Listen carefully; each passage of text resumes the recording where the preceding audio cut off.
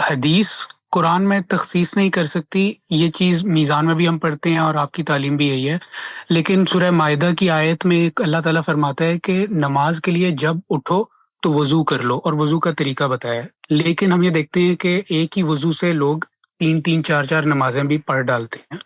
تو کیا یہاں پہ قرآن کے حکم میں تخصیص ہو گئی ہے یا مجھے سمجھنے میں کوئی غلطی ہوئی ہے؟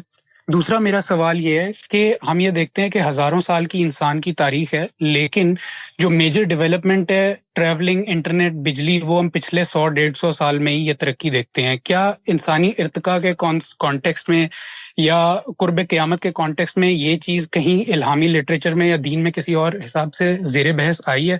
شکریہ۔ دوسرے سوال کے جواب میں عرض ہے کہ اس طرح کی کوئی چیز نہ الہامی لٹریچر کا موضوع ہے، نہ ہونی چاہیے۔ البتہ قیامت کی علامتیں بیان ہوئی ہیں، اس سے یہ معلوم ہوتا ہے کہ یہ حادثہ بہت قریب آ گیا ہے۔ چنانچہ قرآن نے بھی بیان کیا ہے کہ یاجوج و ماجوج کا خروج ہو جائے گا قیامت سے پہلے۔ یاجوج و ماجوج کو اب ہم جانتے ہیں، تاریخی طور پر بھی معلوم ہے کہ یافس کے دونوں بیٹوں کے نام ہیں، اور ان کی اولاد کا اصل وطن وسط ایشیا ہے، وہیں وہ آباد تھے، وہاں سے انہوں نے یورپ میں ہجرت کی ہے کئی ہزار سال پہلے۔ اسی طرح سے باقی دنیا میں ہمارے سامنے گئے ہیں، اب بھی مختلف جگہوں پر ہجرت ہوتی رہتی ہے۔ تو یاجوج ماجوج کے خروج پر بھی اب کم و بیش 500 سال گزر چکے ہیں، وہ شروع ہے۔ اس کا کوئی منتہائے کمال کب پہنچتا ہے وہ ہم نہیں جانتے۔ قرآن نے کہا ہے کہ اس کی نوعیت یہ ہوگی کہ ہم من کل حدب ینسلون، یہ معلوم ہوگا جیسے ایک سیلاب کی طرح وہ ابل پڑے ہیں اور دنیا کے پھاٹکوں سے نکل پڑے ہوں گے۔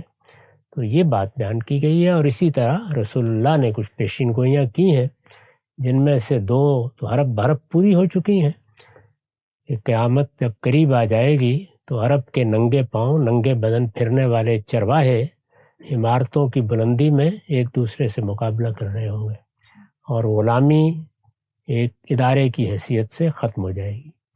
تو یہ بڑی مشہور روایت ہے جس کو حدیث جبریل کہا جاتا ہے، اس میں اس کو بیان کیا گیا ہے۔ جو پہلا سوال آپ نے فرمایا ہے، اس کے جواب میں یہ عرض ہے کہ وہاں کوئی تخصیص نہیں ہوئی۔ جب کوئی کلام صادر ہوتا ہے تو اس میں کچھ لسانی مضمرات ہوتے ہیں، یعنی زبان کی روح سے کچھ چیزیں چھپی ہوئی ہوتی ہیں، کچھ عقلی مضمرات ہوتے ہیں۔ تو جو آدمی بھی اس آیت کو پڑھے گا وہ یہ جان لے گا کہ عقل یہ کہتی ہے کہ اگر وضو کی حالت ہے تو پھر اس کی ضرورت نہیں ہے۔ تو یہ عقلی مضمر ہے جس کو کھولا گیا ہے، اور یہ ہر عالم کھول سکتا ہے، اس کا کوئی تعلق حدیث سے نہیں ہے، اس وجہ سے اس کا بھی تخصیص سے کوئی تعلق نہیں۔